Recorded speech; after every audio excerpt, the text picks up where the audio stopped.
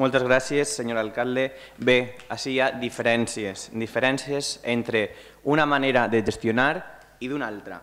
I després del debat surrealista anterior, amb les excuses de mal pagador, i mai millor dit, lo de mal pagador, ens centrem en aquesta proposta. Mire, la primera cosa que hem de pensar quan parlem de matèria d'impostos és garantir els serveis públics municipals de qualitat.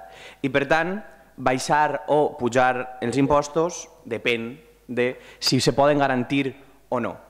I, per tant, jo crec que això ha de quedar molt clar. I, per tant, el que primer fa aquest govern és garantir els serveis públics de qualitat. Uns serveis públics que, quan vam entrar, s'encontraven maltrets, després de que vostès acomiadaren a treballadors municipals, després d'aquestes manifestacions que vostès van tindre damunt les piscines cobertes per intentar privatitzar-les i un llarg etcètera. I mire, jo vaig a presentar-li un altre possible acord de sí condicionat, senyor Clausell.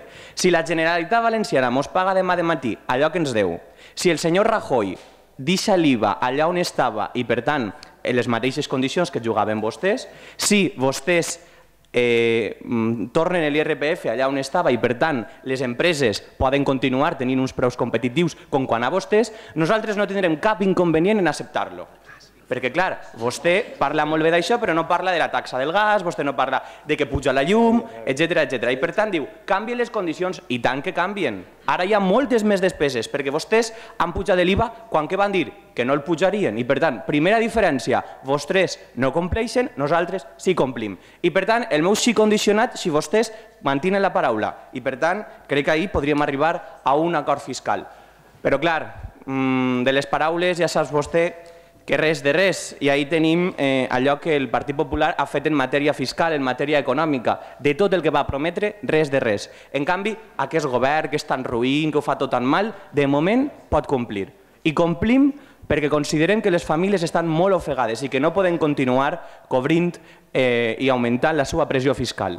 I mire, vostè s'ha tret ahir de la mànega uns percentatges que no són certs o que almenys jo no els trec de la mateixa forma que tu, però si si realment creu que és igual de rellevant el fet que una persona pensionista, una persona que ha sigut desnonada de la seva casa, que li pugem la contribució, jo crec que no és el mateix que unes persones que puguen anar a fer serveis públics específics. I, per tant, nosaltres sí marquem diferències. Allà on governa el Partit Popular no és que estem congelant l'IBI, és que l'han pujat. Pregunta vostè a tots els veïns de Vila-real que tenen apartaments en Borriana o en Benicàssim o en Oropesa lo bonico que s'han deixat dels seus governs. Vull dir, pregunta-li tu als que tenen un apartamentet en Borriana si el CIBI d'allí el PP l'ha congelat, l'ha baixat o l'ha pujat. Jo crec que ahir vostès condicionen molt però després donen molt poc a canvi. Moltíssimes gràcies.